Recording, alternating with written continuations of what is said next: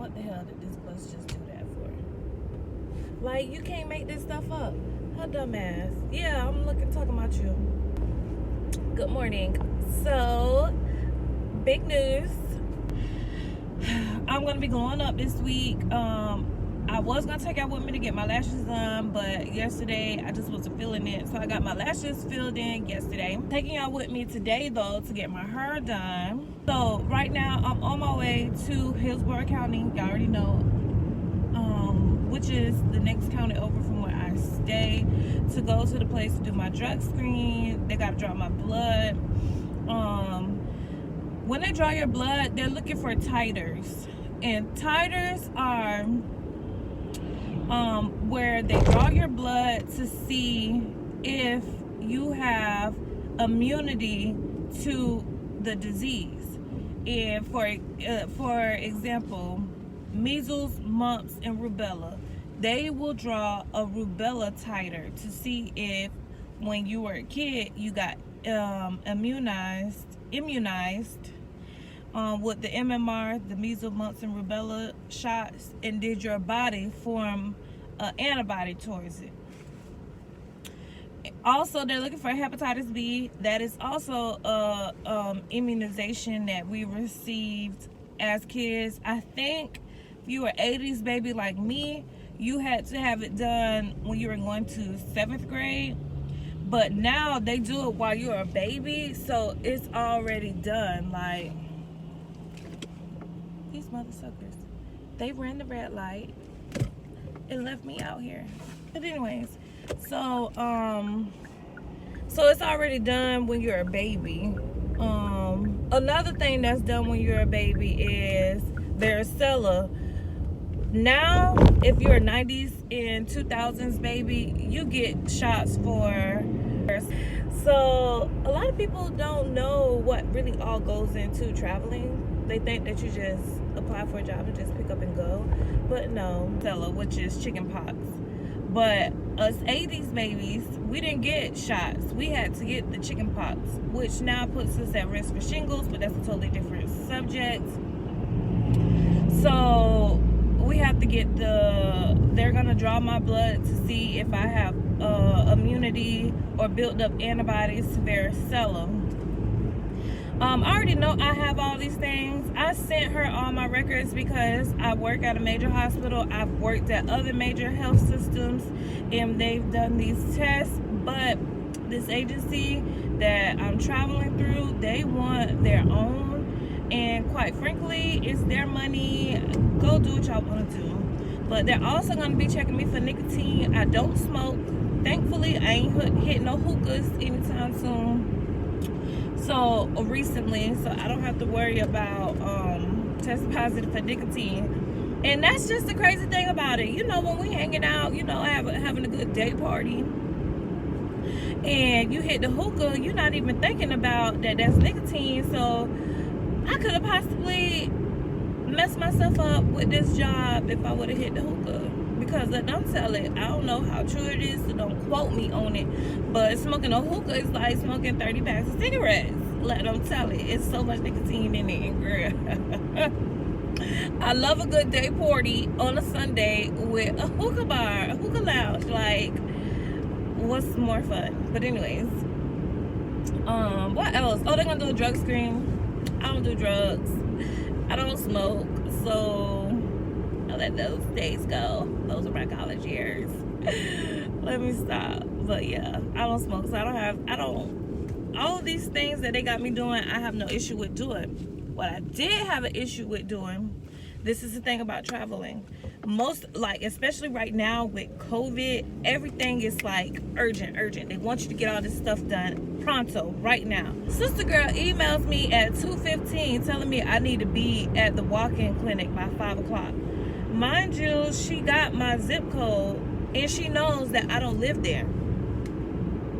You know, when you put my zip code in, even though you're not from Florida, you can look and see that my zip code says I live in one city and the place you're sending me to is a totally different city. Like, but whatever. So I didn't go yesterday. I just got up this morning and I'm gonna go.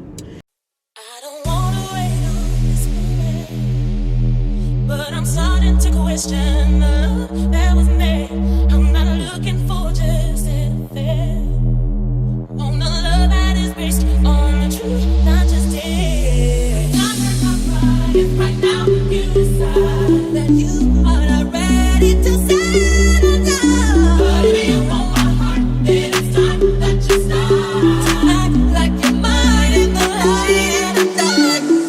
Don't just say things that I just say things that I better heard, oh, that I better heard. Don't just say things that I just say things that I better heard, oh, that I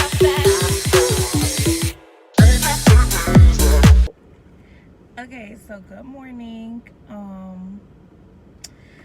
I forgot to get back on and show y'all how my hair turned out because my camera died while I was getting my hair done, but the vibe is cute, so make sure y'all book Shay. She's the owner of House of Body Beauty Bar. You probably can't tell because it's dark. It's like 6:15 a.m.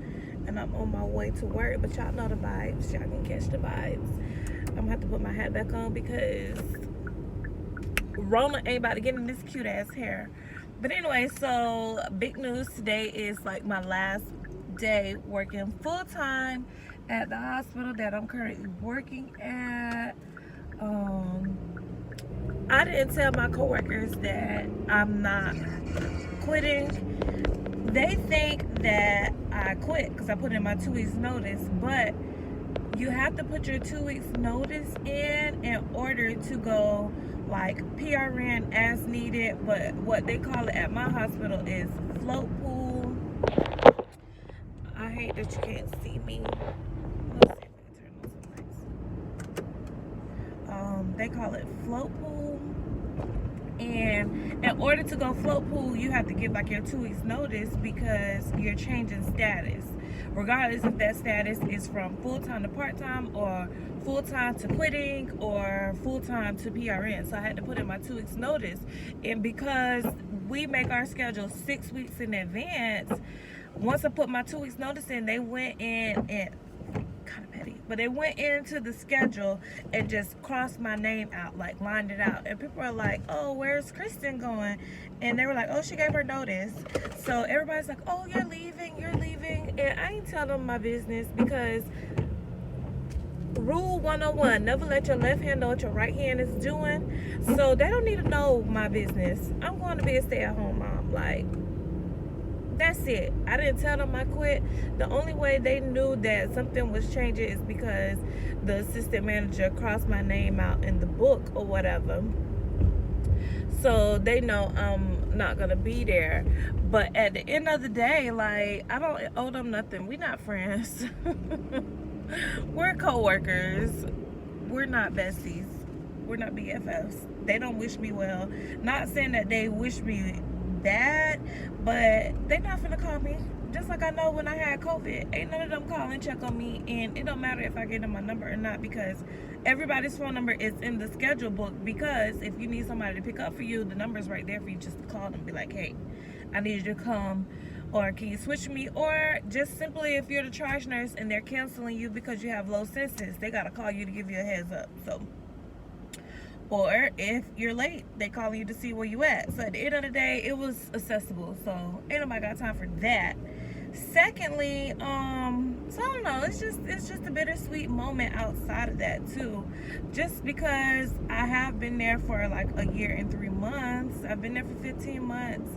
And you do form like a work bond with people. They're like, oh, we're gonna miss you, simply because they know I'm a good ass nurse too. And I'm just like, oh my gosh. And they really set me up. I feel like they gave me one of the hard assignments on the unit. And you know, typically I like, cause yesterday I was at work and it was a very hard day. And it wasn't so much hard medically wise, as far as like having to assess patients and stuff like that. It was hard on my mental, on my psyche. I just wanted a chill day, and I couldn't get a chill day because I I work on the neuro unit. Y'all already know that. So people who have strokes are the majority of our population. And I had 2 patients who had major strokes. And it was like D-Day, decision day. Y'all need to decide what kind of quality life you want your mother. It was a woman and a lady. So I had people crying because it was their fathers, and then I had people crying because it was their mothers, and just having that conversation about code status. Do you want them to remain a full code? Do you want them to be a do not resuscitate or do not intubate? All right, once we decide which way we're going to go, how are we going to go with what are they going to be living like? Do you want them to go to hospice and it's just comfortable? Do you want to go the more aggressive route and just do everything, send them to rehab? Because as far as what we can do right now in the acute care setting has been maxed out. They had a stroke. We did everything we can. You want a PEG tube. You want to try to do speech therapy. What do you want to do? Because it's not safe, you know. So it was a lot. One of my patients was crying. The other patient is just like basically out of it, and the families from out of town. Because that's another thing. Like, depending on where you live, with me living in Florida, we take care of a lot of populations that's from out of state, because they come to Florida to vacation or a snowbird, so they only here 6 months out of the year, and their kids are still up north. So, or even out of the country, because we had some Spanish and Haitian. We had other people who are from the islands. So you come to Florida because it's just the easier place to come, but their family's in Haiti, or their family's in Connecticut, or they're like family from out of town. So when we reach out and like, hey, your auntie, uncle, brother, sister, cousin, mama had a massive stroke and they can't talk, they can't eat, they can't walk, they're paralyzed, and they walk in and they see their parents or their family member, it's heavy. So yesterday was a heavy day for me, and I'm praying that today it is not. So I'll definitely update y'all when I get off of work to let y'all know how my last day went, because, you know, guys, we're starting a new chapter. So I'm excited to be taking y'all with me. So I will see y'all there.